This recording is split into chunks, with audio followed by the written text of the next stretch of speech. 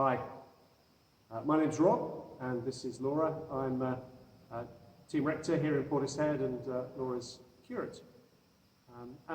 Laura's been with us for just over a couple of years, and is just about to start some further study. And so we thought it might be a good idea if we had a conversation and shared a little bit of what she's going to be doing with you. So Laura, you're going to be doing a PhD. And tell us a little bit about what you're going to be doing as part of your studies. So the PhD itself will go over a course of 6 years. It will be a mixture between taught studies and also self-taught study, and it will accumulate in a 100,000 word thesis, so not too much to do. 100,000 words, gosh, and what are you going to be looking at as part of your research?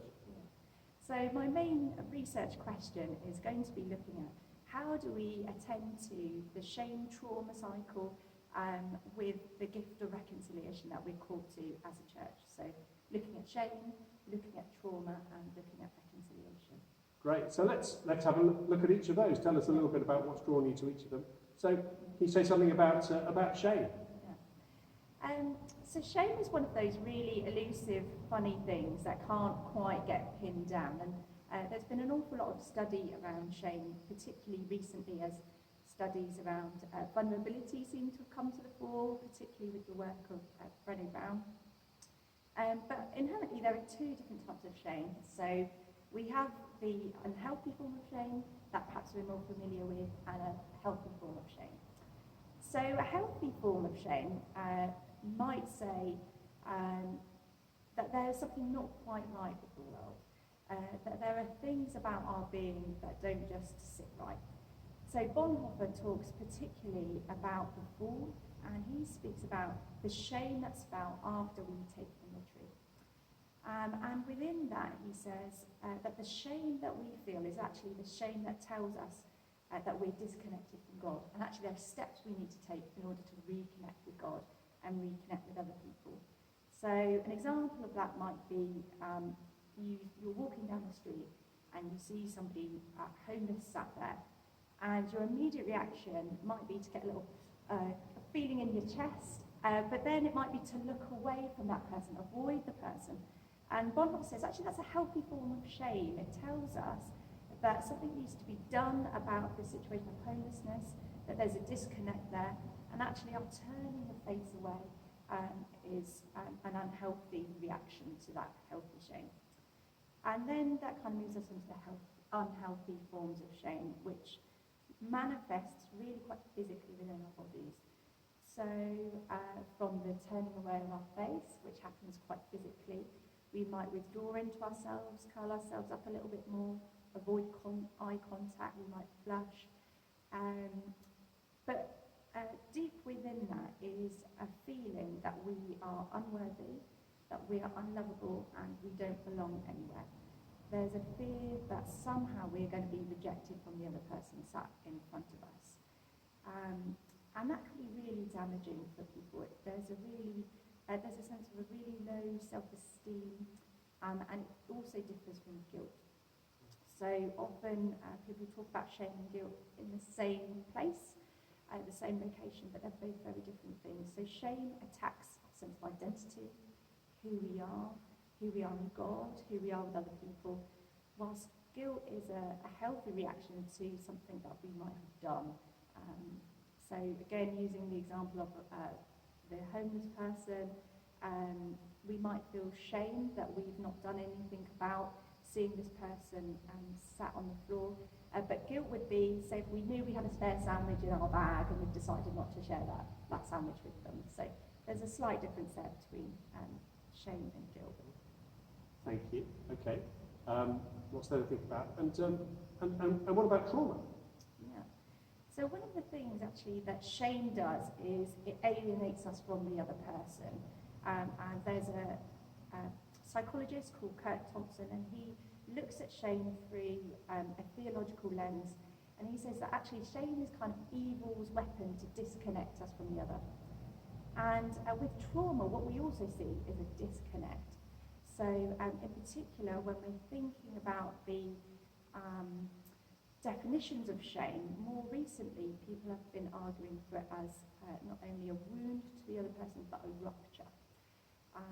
And there's a theologian called Karen O'Donnell, and she speaks about trauma as a rupture in 3 different ways. A rupture in ourselves, a rupture between us and others, and a rupture in time. And it's a traumatic event which sort of causes these ruptures, these wounds, these things to be opened up. And so we're already starting to see there's a connect between the shame and the trauma, both of them about something being ripped apart and not brought back together again. And for those who've suffered with trauma, often a response might be PTSD, so post-traumatic stress disorder. And within that, there's those ruptures we see in time, through flashbacks, through not knowing perhaps where we are, and an interrupt to our sense of self and our relationships with others. But this is perhaps seen more acutely with those who deal with complex PTSD. And those who deal with complex PTSD are those who've generally suffered interpersonal trauma. So instead of, say, you breaking your leg and that being a traumatic event, or witnessing something really horrible, it's an event which takes place between 2 persons, often in childhood, and often something which really damages that relationship where a boundary has been severely crossed. And actually within the symptom stack of complex PTSD, one of the things that makes it different from any other kind of thing is its inherent shame that comes with it. So we feel trauma and shame arises as a result of the trauma.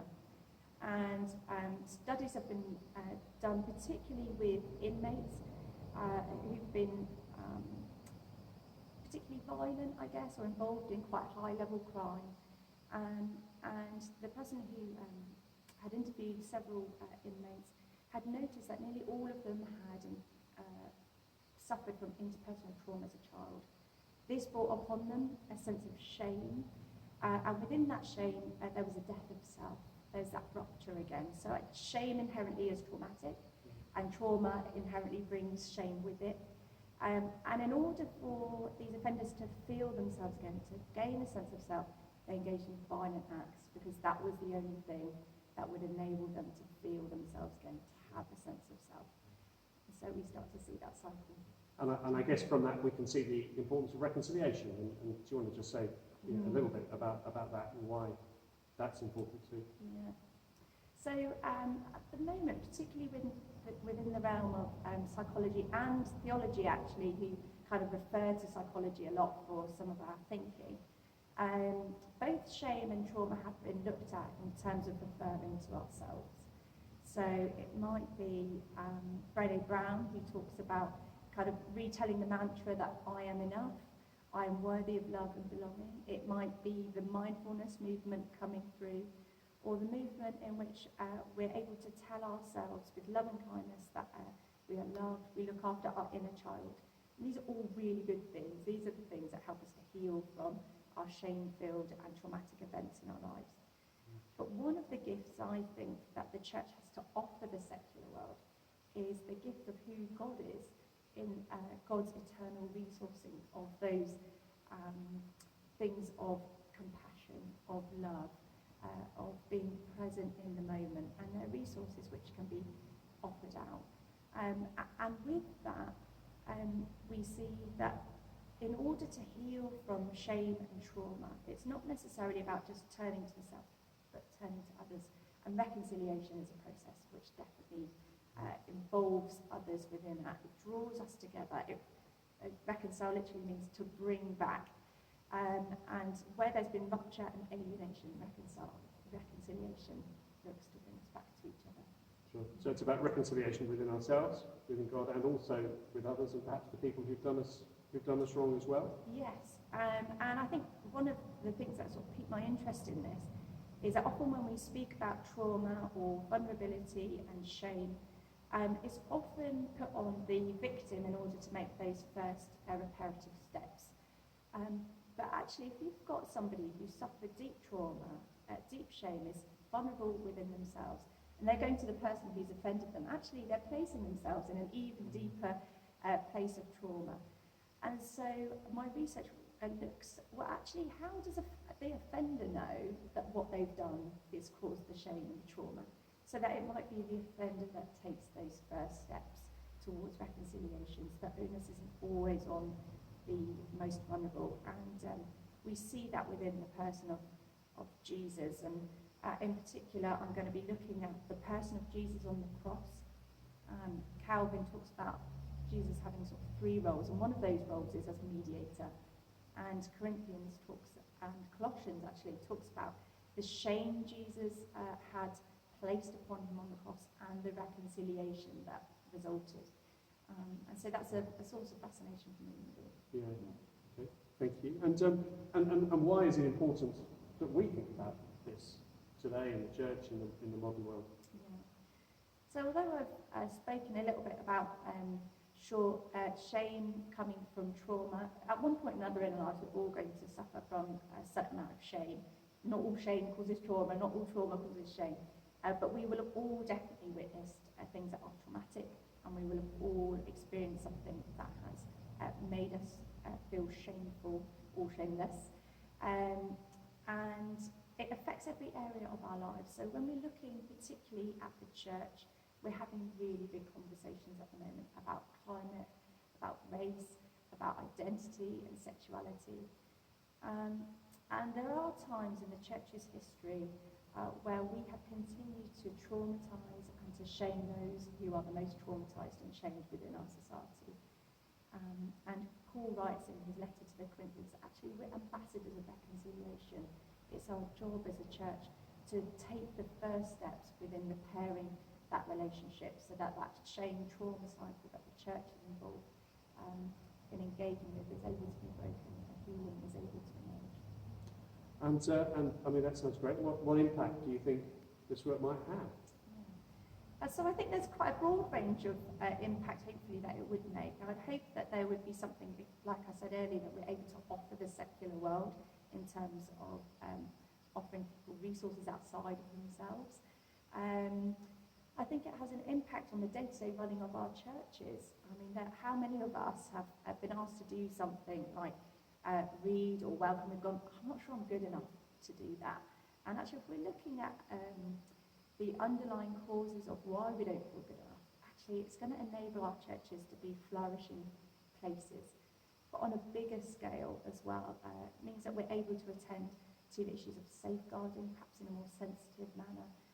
We're able to attend to the issues of exclusion and inclusion. And so I'd hope that it would have an impact on all those kind of different levels, both personally and corporately. And mission as well? Yeah, hugely for mission. I think often the church is kind of seen as this all-powerful, hypocritical kind of movement and body. And I think Jesus is calling us into a more vulnerable time as a church. You know, we're running out of money, we're running out of buildings, we're running out of clergy. There's all these different things that kind of make us feel really vulnerable. But this is a real opportunity for us to say, actually, here's our shame, here's what we've done that's caused trauma. And in doing so, I think the church is going to be seen as a much more human and Christ-like body. That's great. Yeah. And what challenges do you foresee as you undertake this piece of work? Yeah, bar the 6 years of study. Well, yeah, but I guess personally. Yeah. So I think, like time management is definitely going to be up there in terms of study, although it is something that really brings me life. So I'm hoping that kind of what I'm going to be learning in my couple of days out of parish ministry, I'll be able to bring back into parish life. I think there's a challenge. I think the world of academia is actually quite a scary one. I'm somebody who probably goes on my gut and instinct and wants to come out of experience, and actually the world of academia is a bit more A equals B equals C, and I think hopefully part of my work is that actually we might be able to reconcile different ways of engaging in academia with each other, but that's definitely going to be a challenge for me, is how I come up against different ways of thinking. Yeah. And I guess you talked about people saying I'm not good enough to read in church. I mean, presumably starting a PhD, there's a little bit of a sense of, am I good enough to be doing this? Yeah, 100%. And I think that's been kind of a trait throughout all my life actually, where I've gone, I'm not quite sure I'm good enough, and yet there's been people around me, such as yourselves and others, who've gone, I think you should go for it. And I think that just shows the importance of the church and the support that it can give. And how can we particularly support you as you do this here in Foresee? Yeah. So prayer would be wonderful. Prayer. Ask me questions. Keep me thinking on my toes. Like, come and question me about what I've learned that week. And I'd much rather this be a project that kind of flows out in discussion and ministry and real life than me just kind of burying my head in the library. Great. Thank you very much, Laura. And it seems such a good and important thing for us as a church that Laura does this, because as she studies more, then actually that will feed into who we are and make a difference to us. So it's fantastic that she's doing it, and I'm sure it will make a difference to us. So let's support Laura as we can as she starts this piece of study. Thank you, Laura, very much. Thank you.